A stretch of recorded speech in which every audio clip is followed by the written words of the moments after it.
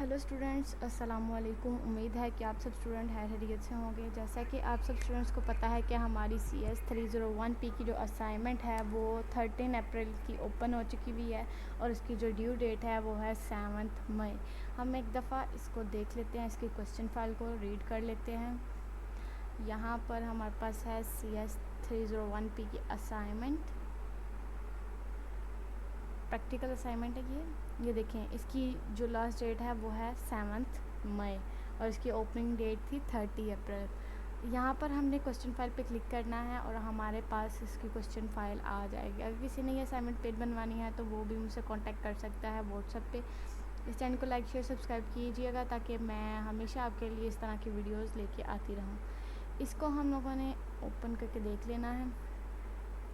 ये देखें, हमारे पास ये दो फाइल्स हमें हमारे सुपरवाइज़र ने दी हुई हैं। दो फाइल्स देने का क्या मकसद है? सबसे पहले हमने ये क्वेश्चन फाइल ओपन करनी है। ये वर्ड पे ओपन होगी, हमने इसको ओपन करके एक दफ़ा रीड करना है। ये देखें, यहाँ पर उन्होंने लिखा हुआ है कि जो अगर आपका कोड कंपाइल नहीं करेगा तो वो आपका जो है 0 मार्क्स उसको कंसिडर किया जाएगा, उसे मार्क्स नहीं मिलेंगे जब तक उसकी फ़ाइल कंपाइल नहीं होगी।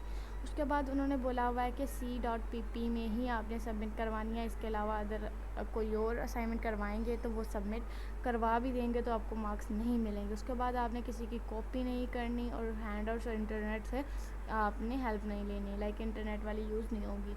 उसके बाद यहाँ पर भी उन्होंने क्लियर लिखा हुआ है कि एक फ़ाइल होनी चाहिए जो .cpp की होनी चाहिए, जैसे कि template.1 में उन्होंने बताया हुआ है। हमारे पास template.1 ये असाइनमेंट है जिसे हम C++ सोर्स फाइल भी कहते हैं। सेकेंड थिंग उन्होंने ये बोला हुआ है कि आपने only Dev C++ IDE use करना है। एंड उसके बाद इन्होंने आगे से ये थोड़ी सी इंस्ट्रक्शंस दी हुई हैं, इन्हें आपने अच्छे से रीड कर लेना है। देन उसके बाद उन्होंने क्वेश्चन स्टार्ट कर दिया हुआ है। ये देख सकते हैं आप, यहाँ पर सारा उन्होंने क्वेश्चन आपको दिया हुआ है और आपने वो सॉल्व करना है। देन लास्ट पे आपका जो आउटपुट आए ना वो इस टाइप का आना चाहिए। आपको जूम करके मैं दिखा देती हूँ ज़रा किस टाइप का आपका स्क्रीनशॉट आएगा। सबसे ऊपर आपका ये लिखा आएगा बुक इन्वेंट्री मैनेजमेंट और साथ में आपकी आईडी होनी चाहिए। हर स्टूडेंट की यहाँ पर अपनी आईडी होनी चाहिए। अगर उसकी आईडी होगी देन आगे से ये कोड रन होगा, क्योंकि इसका जो फर्स्ट डिजिट है वो यहाँ पर आएगा और इसका जो लास्ट डिजिट है वो यहाँ भी आएगा, यहाँ भी आएगा। फर्स्ट वाला यहाँ आएगा और यहाँ आएगा। देन उसके बाद ये आएगा, देन उसके बाद उसका ये एंटर होगा कि अब आपका सारा जो है वो डन हो गया हुआ है। इसके बाद वैल्यू 0 आएगी। तो चलें असाइनमेंट को स्टार्ट करते हैं। आपने क्या करना है, आपने ये template 1 वाली असाइनमेंट को ओपन करना है। एंड देन यहाँ पर आपने देखना है कि ये सर ने क्या लिखा हुआ है। ये सर ने अपना कोड लिखा हुआ है सारा, लाइक ये कंप्लीट कोड नहीं है, ये उन्होंने जस्ट आपको थोड़ा सा बताया हुआ है। इसके आगे आपने अपना खुद से कोड सारा लिखना है और उसको रन करना है। कैसे रन करना है वो मैं आपको बताती हूँ सारा करके, किस तरह आपने कोड रन करना है। सारा कोड मेरे पास लिखा हुआ पड़ा है, मैं आपको वो दिखाती हूँ। इसे हम क्रॉस करेंगे और मैं करती हूँ अपना ओपन CS 301P का सोल्यूशन। ये देखें, ये रहा हमारा CS 301P का सोल्यूशन। इसे आपने अच्छे से देख लेना है। मैं इसको ज़रा जूम करती हूँ।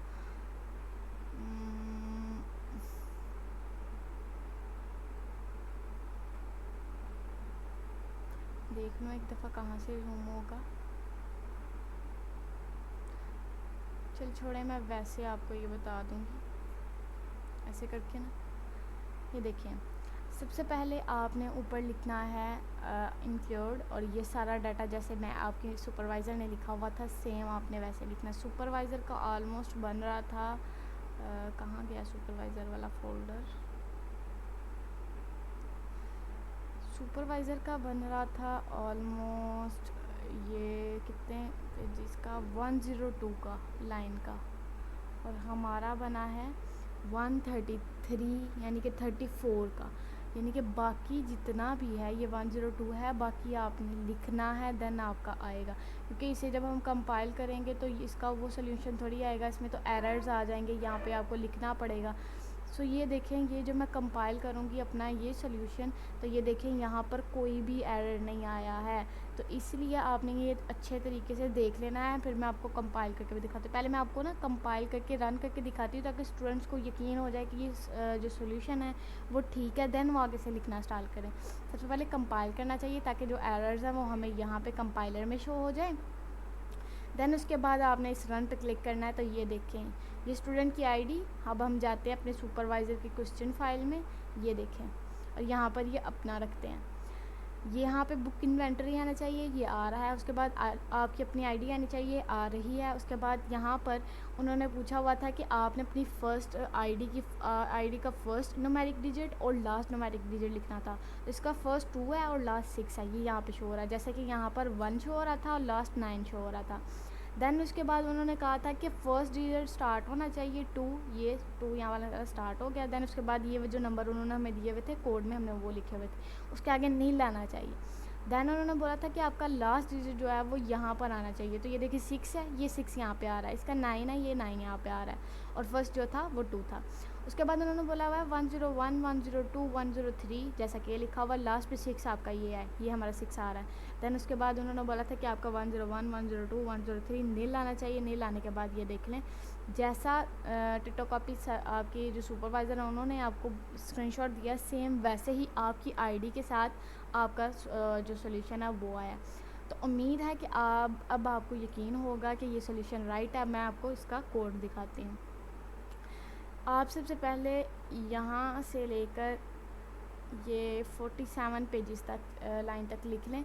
मैं स्टॉप यहाँ पर रखती हूँ थोड़ा देर, आप देख लें एक दफ़ा, क्योंकि ये आपने एक एक डिजिट देख देख के करना है। बाद में स्टूडेंट्स मुझे पता क्या कहते हैं, मैम आपने सोल्यूशन गलत दिया था, इसलिए मैंने आपको पहले रन करके दिखाया कि ये देखिए अगर मेरा गलत होता तो मेरा रन ना होता। सो अच्छे तरीके से पहले आप इस कोड को देखें। मेरी जो वीडियो है वो आप बेशक उसकी स्पीड तेज़ करें या ना करें या और स्लो कर लें, और इसको ना हाई रेजोल्यूशन पे लगा कर देन उसके बाद आप वॉच करें। उम्मीद है आपने यहाँ से लेकर ये 45 तक कह लें, 45 तक आपने कर लिया होगा। मैं 45 से नीचे जाती हूँ, आप स्टॉप करके लिख लीजिएगा। अब 45 के आगे 46 से लेकर आप लिख लें 87 तक। ये मैंने इसको ऐसे भी किया, आप इस ऐसे करके भी इसको देख के लिख सकते हैं। देन उसके बाद आपने यहाँ से यहाँ 87 तक आप लिख लें। 87 के बाद अब आपने लिखना है यहाँ नीचे 89 से या 88 की स्पेस छोड़नी है आपने। 89 से लेकर तो ये नीचे 133, 34 तक आप अच्छे से देख लें इसे और लिख लें। जैसा मैंने लिखा हुआ है वैसा लिख लें। अब मैं आपको बताती हूँ आपने चेंजिंग्स कहाँ पे करनी है। आपने चेंजिंग करनी है, ये जो आपकी आईडी लिखी हुई है ना, आपने यहाँ पर अपनी आईडी मेंशन करनी है। आपने ये वाली आईडी यहाँ पे नहीं लिखनी, ठीक है ना।